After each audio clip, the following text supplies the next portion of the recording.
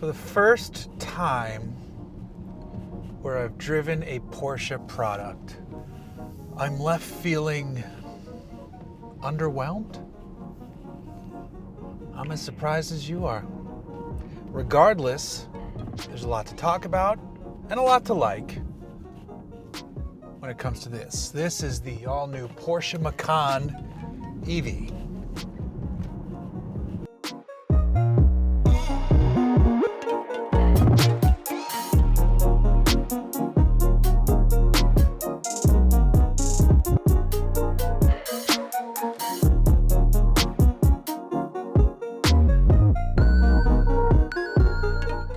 Let's talk the looks first, because I do like the styling on this thing. Now, across all the different trims, the Macan, the 4, the 4S, and the Turbo, they're all gonna get unique front and rear fascias, which is pretty cool.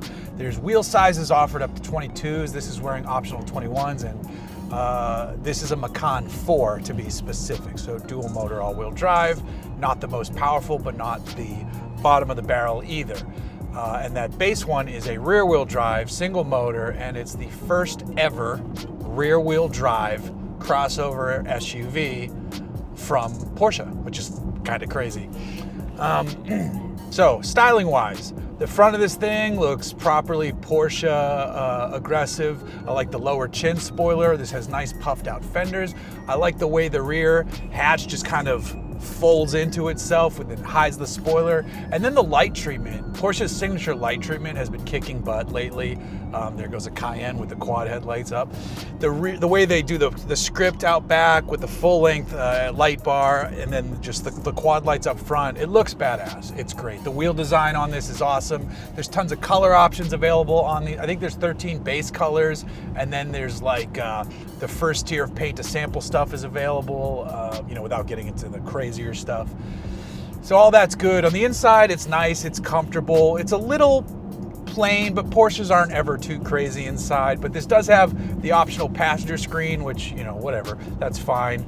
The screens themselves are easy to see. They're responsive, all that stuff. You got your climate control stuff below that separated, always ready to go, which is very nice. And then this is like a mini version of Porsche's floating display that's a little less floating, but it works here on the Macan. And you got your drive mode selector right here on the steering wheel. The head-up display on this car is great and easy to see even with polarized sunglasses, so that's a plus too, and it's a nice big display. And you can easily turn it off right here if you have this quick access menu up. You can turn on the E sound as well if you want that. In terms of the EV side of this thing, this is an 800-volt architecture vehicle. It's on the Porsche Premier Platform Electric, the PPE that's shared with Audi. So it's the latest and greatest in terms of the motors, the efficiency, the driving range, all that stuff. It charges up to like 270 kilowatts, so it rips along. I think you can get 10 to 80% state of charge in 21 minutes. You can get 155 miles of range in 10 minutes if you're on a DC fast charger. If you're on something like the Tesla NACS network, which I think this can use with an adapter, it can split the 800-volt system into two 400-volt systems, charging at 135 kilowatts simultaneously to take advantage of that lower power, whatever output system. This is a dual motor. There's tons. I'm gonna talk about the different trims and the different power ranges of this thing, but okay, you ready? For the Macan EV right now, we have the base single motor rear wheel drive version, then the rest are all dual motor all wheel drive. It goes from the base to Macan 4 to Macan 4S and up to the turbo. Base models get 355 horsepower. The Macan 4 I'm driving in the video has 402, then you go to 509 and up to 630. That's with the overboost function engaged. Otherwise, the horsepower numbers are 335, 382, 442, and 576, respectively. Those numbers equate to 0 to 60 times of 5.4, 4.9, 3.9, and 3.1, but it also adds up to driving range figures of 315, 308, 288, and 288. One upgraded feature I need to mention though is on the turbo model. While the lesser versions get brake-based torque vectoring, the turbo gets PTV Plus, which is a clutch-based system on that rear axle. That's the party version, so it gets the good time party rear setup. This one I'm driving is about 402 horsepower, and it feels pretty good. It's nice enough. My problem is the driving dynamics of it just doesn't feel that special. And I know it's a Macan 4, it's not a turbo. There is no EV GTS yet, at least. But you kind of just have to leave it in normal mode because the way the suspension is damped, and it's that good two-mode suspension damping system where it adjusts and responds to both rebound and compression independently, which is good because you can really fine-tune it. But I just don't know if the damping tuning is how I like it. There's an off-road mode which raises the car, but I think you kind of max out the travel, so the ride is just harsh. It's just real bouncy. And then on the flip side, I don't know, the automated system keeps trying to get me to talk to it. And then on the flip side, in the sport setting, at its lowest, it's bouncy again in a different way. I just feel like I'm moving around too much. So you just kind of have to leave it in sport. Thankfully, you can go in and put the powertrain in sport, the chassis and the height into normal, and that seems to be the best of both worlds if you want the most punch and all of that stuff. But I'm just surprised at how relatively uncomfortable the damping is in the various modes. Typically with Porsches, even in sport, it's not crush you aggressive, except on their most hardcore vehicles. When you go sport plus, the upper levels, then it's like, all right, we need to be on a racetrack. Even then, those cars are damped well. This one, I'm just a little surprised at how, not rough, but just, in some instances rough. Just the ride is not as comfortable as I would have liked. The seat feels great. Visibility is wonderful. Steering feel is fine. It just, it's a little rubber bandy wanting to return to center, which again is unexpected from Porsche. As soon as you're off center, it's all good. I do like the brake feel.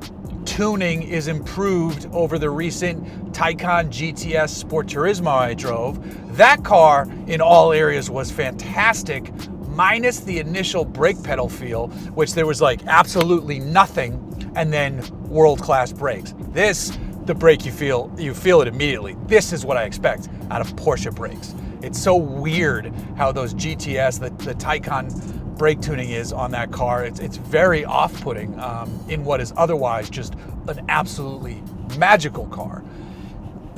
And the reviews, I thought I'd have that review out yet, but stand by. I think this is going to come out before that just because this is the freshest product and I got to get this up.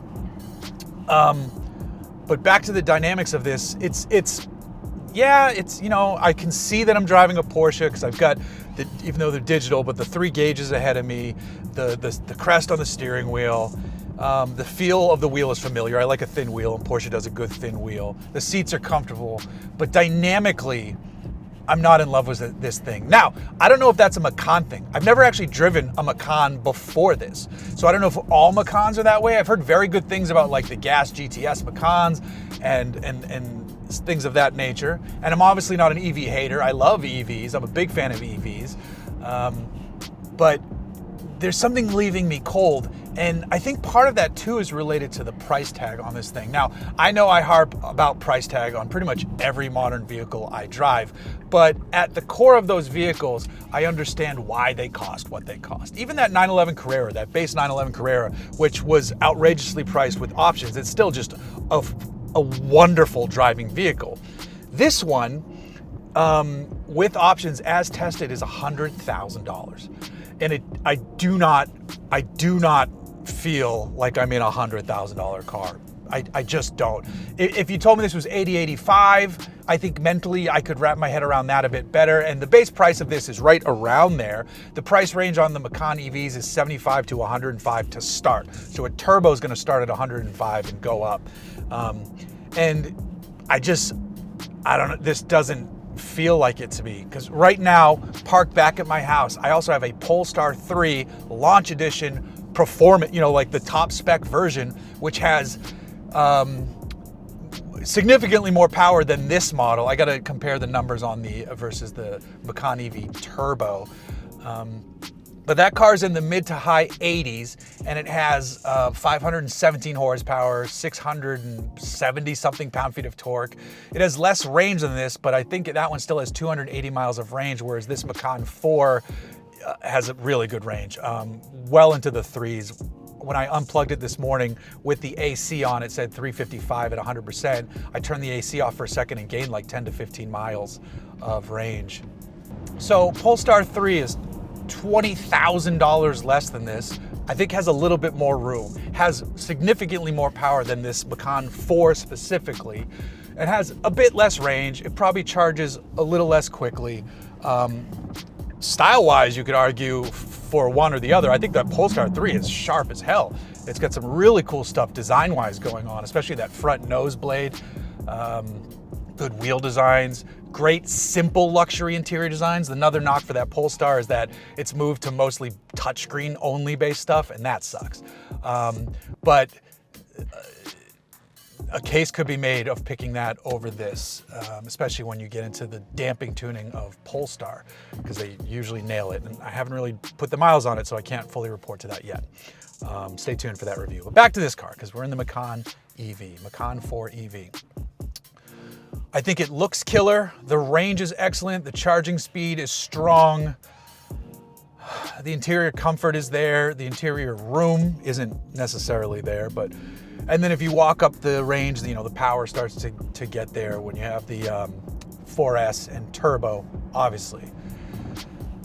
And they're selling tons of these. The Macan is a volume vehicle. They're about to hit their millionth sold Macan or something like that. So I'm just a little perplexed. I really think it relates to the price and the suspension tuning that are kind of throwing me for a loop here. The range is excellent. Just driving around town in normal feels fine. But something's not adding up here for me. I'd like to drive a base rear wheel drive to experience that, because I think that could be just a great, especially like no options. And then a turbo to see what it's like with a true six-figure Macan EV. You know, as soon as they add options, it's gotta be 120 plus, and that's gonna be stupid. I'm gonna be getting upset about that too. But yeah, as it's something about this isn't sitting correct with me, and